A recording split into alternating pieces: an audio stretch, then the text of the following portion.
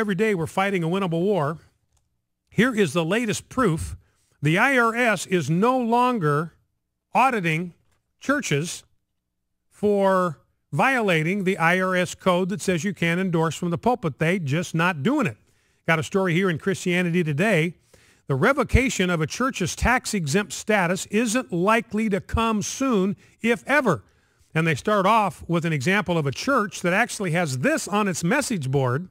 This is a church in Leakey, Texas. This is the message on the message board of the church: vote for the Mormon, not the Muslim. The capitalist, not the communist. That's right on their message board. And they're not going to get their tax-exempt status even examined, evaluated, reviewed by the IRS. They have run up the white flag. They're not doing it anymore. Here's what Christianity Today says. The Internal Revenue Service has officially halted tax audits of churches until it can adopt rules that clarify which high-level employee has the authority to initiate them. So they haven't been doing these audits since 2009. They're all gummed up with bureaucratic stuff. So they're threatening, hey, if we get our bureaucratic snafu untangled, we're going to go after churches again. But who knows how long that is going to be. And again, this IRS rule goes back to 1954. Lyndon Baines Johnson crammed it through, no debate, basically went through Congress without any kind of consideration, without any debate whatsoever. Lyndon Johnson was ticked off at a couple of nonprofits that campaigned against him. And he says, and they weren't churches. This wasn't even targeted to churches in 1954. It was targeted to these two nonprofit organizations that campaigned against Lyndon Johnson. He says, I'm going to show you. And so he put this deal in the IRS code that they could have their tax-exempt status denied if they got involved in any kind of partisan election. So it's pure payback against his political enemies for Lyndon Baines Johnson. Now, because churches are nonprofit, they wound up getting caught up in this net. But now we find out from the IRS itself, this is a quote from the IRS Commissioner Russell Renwicks of the IRS's Tax-Exempt and Government Entities Division.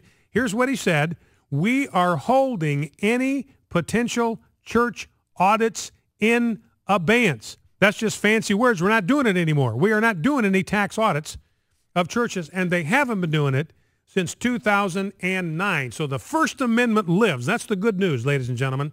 The First Amendment prohibits Congress from doing anything to prohibit the free exercise of religion. You cannot interfere with the free exercise of religion in any worse a way than by having an agency of the federal government dictate to pastors the content of their sermons. You talk about prohibiting the free exercise of religion. Some bureaucrat in an IRS office in Washington, D.C. is going to tell a pastor in Nevada or Michigan or California or Idaho what he can and cannot say from his pulpit in a church service. That's an egregious, gross, horrendous violation of the First Amendment protections. So it violates not only the pastor's freedom of religion, it violates free exercise, his free speech rights. It violates the freedom of the press if he publishes his sermons. It violates the freedom of assembly if they come in and try to bust up that church and take away a tax-exempt status. So that's the good news, ladies and gentlemen. We are fighting a winnable war, and here is proof.